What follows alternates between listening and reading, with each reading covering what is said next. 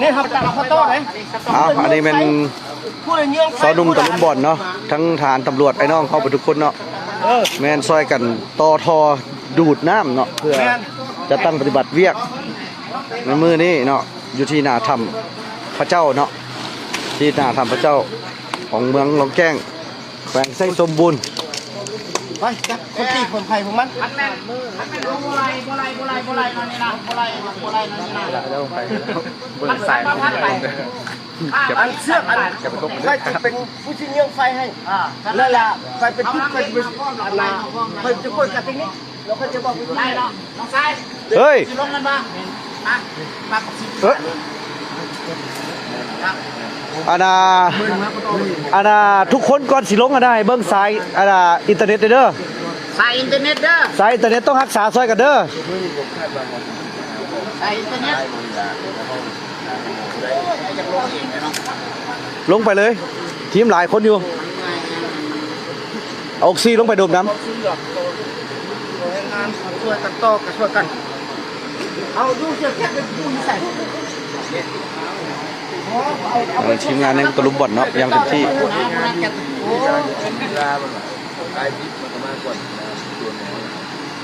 เอาธงมาใส่ได้ไหมเอาธงมาใส่ได้ไหม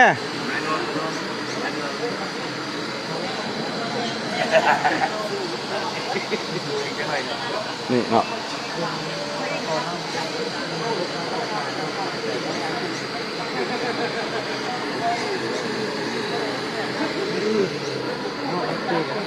จัดคนเคยเรียกทุกอย่างไปเอาปฏิสองคนอันนี้คุณไปสู้นึงไปนั่นแล้ววันนี้นี่เจ้าเฮ็ดคือก็เฮ็ดได้เฮ็ด3งานได้แล้ว3งานว่าอยู่เรื่องนี่บ่จำเป็นแห้งดันมันเบิดแล้วมาฮอดนี่น่ะ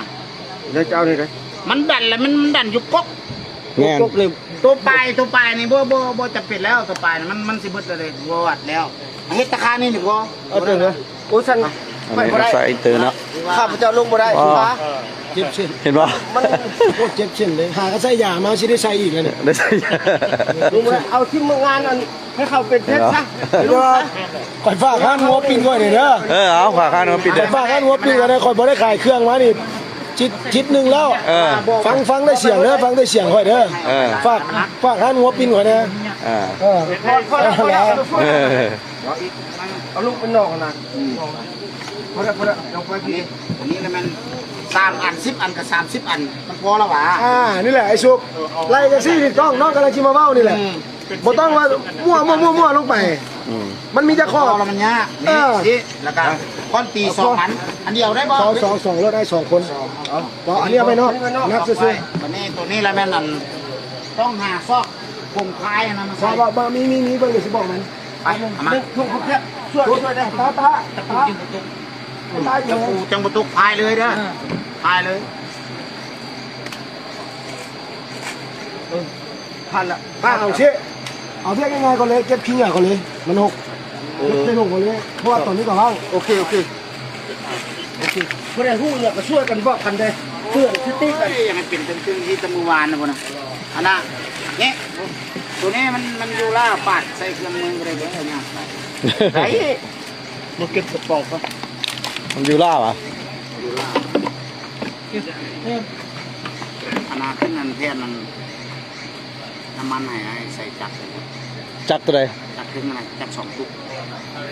เอาก็เดี๋ยวเต็มใส่เต็มถังมาละเราใส่แล้วแต่ว่าย่านมันเบิดเด้โบต้องเป็นห่วงแผ่นที่2มาดิ